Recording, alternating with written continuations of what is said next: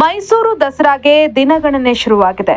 ಗಜಪಡೆ ಕೂಡ ಜಂಬೂ ಸವಾರಿಗಾಗಿ ಭರ್ಜರಿ ತಾಲೀಮಿನಲ್ಲಿ ನಿರತರಾಗಿದೆ. ಹೀಗಿರುವಾಗಲೇ ಗಜಪಡೆಯ ಆನೆಗಳಲ್ಲಿ ಒಂದಾದ ಧನಂಜಯ ಆನೆ ಮದವೇರಿ ಕಂಜನ್ ಆನೆಯೊಂದಿಗೆ ಕಾದಾಟ ನಡೆಸಿದ ಘಟನೆ ನಡೆದಿದೆ. ಪರಿಣಾಮ ಕಂಜನ್ ಆನೆ ಅರಮನೆಯಿಂದ ಆಚೆ ಬಂದು ಕೆಲ ಹೊತ್ತು ಆತಂಕ ನಿರ್ಮಿಸಿದಂತಹ ಘಟನೆ ನಿನ್ನೆ ರಾತ್ರಿ ನಡೆದಿದೆ.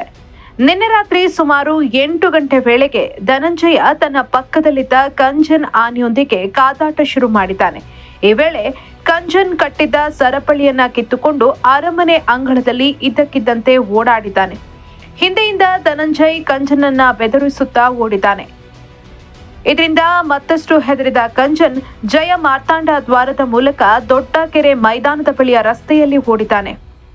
ಈ ವೇಳೆ ರಸ್ತೆಯಲ್ಲಿದ್ದ ಜನರು ಆನೆಗಳ ವರ್ತನೆಗೆ ಹೆದರಿ ಎದ್ನೋ ಬಿದ್ನೋ ಅಂತ ಓಡಿ ಹೋಗಿದ್ದಾರೆ. ಬಳಿಕ ರಸ್ತೆಯಲ್ಲಿನ ವಾಹನ ಕಂಡು ಕಂಜನ್ ಗಕ್ಕನೆ ನಿಂತಿದ್ದಾನೆ. ಮಾವುತ ಕಾವಾಡಿಗಳ ಚಾಣಾಕ್ಷತನದಿಂದ ಅದನ್ನ ಸಮಾಧಾನಪಡಿಸಿ ಒಳಗೆ ಕರ್ಕೊಂಡು ಹೋಗಿದ್ದಾರೆ. ಗಜಪಯಣ ಮೂಲಕ ಮೈಸೂರಿಗೆ ಕರೆತಂದಾಗ ಲಾರಿಯಿಂದ ಕೆಳಗೆ ಇಳಿಯಬೇಕಾದ್ರೆ ಕಂಜನ್ ಕಾಲಿಗೆ ಪೆಟ್ಟಾಗಿದ್ರಿಂದ ಗಜಪಡೆಯ ಎಲ್ಲಾ ತಾಲೀಮಿನಿಂದ ವಿನಾಯಿತಿ ನೀಡಿ ಚಿಕಿತ್ಸೆಯನ್ನ ಕೊಡಲಾಗಿತ್ತು. ವಾರದ ಹಿಂದೆಯಷ್ಟೇ ಚೇತರಿಸಿಕೊಂಡಿದ್ದ ಕಂಜನ್ ಇದೀಗ ವಿಚಿತ್ರವಾಗಿ ವರ್ತಿಸಿರುವುದು ಆತಂಕಕ್ಕೆ ಕಾರಣ ಆಗಿದೆ. ಒಟ್ಟಲ್ಲಿ ಕಾವಾಡಿಗಳು ಹಾಗೆ ಮಾಹುತನ ಸಮಯ ಪ್ರಜ್ಞೆಯಿಂದ ಭಾರೀ ಅನಾಹುತ ತಪ್ಪಿದೆ.